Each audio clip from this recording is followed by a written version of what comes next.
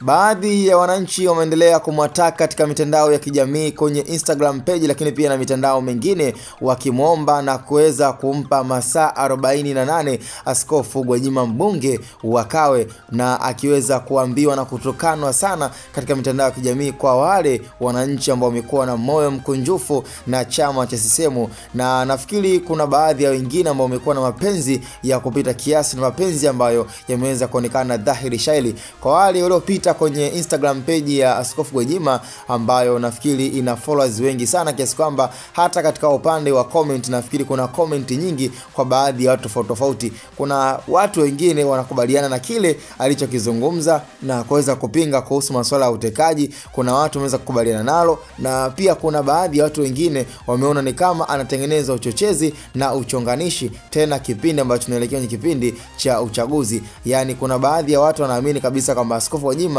anatengeneza uchochezi ama mchafuko katika taifa la Tanzania, kwa sababu tunaelekea kwenye kipindi cha uchaguzi. Alafu Sila amekuwa akiwekeza baadhi ya maneno ambayo inafanya wananchi waendelee kutengeneza chuki na waendelee kuwa na hofu kuelekea kwenye kipindi cha uchaguzi. Sasa kwa wimbi na kundi la baadhi ya wananchi wameweza kuomba katika comment tofauti katika mtandao wake wa Instagram wa huyu Askofu Gwajima mbunge wa Kawe, wakiweza kumuomba na kumpa masaa 48, tena wakiamini kabisa kwamba huyu mwamba huenda akawa sio chama cha CCM. Ujasiri alionao, nguvu anaipata wapi ya kuweza kuzungumza na kuonekana kabisa kama anataka kuitia doa chama cha CCM. Kwa hiyo kuna baadhi ya wananchi na wadau wanaamini kabisa kama mwamba huenda akawa anatumiwa na vyama pinzani, yani Chama cha Demokrasia na Maendeleo, kwa sababu yote anayoyazungumza na tokea mwanzo hajawahi kupingwa na Chama cha Demokrasia na Maendeleo. Wakina John Heche,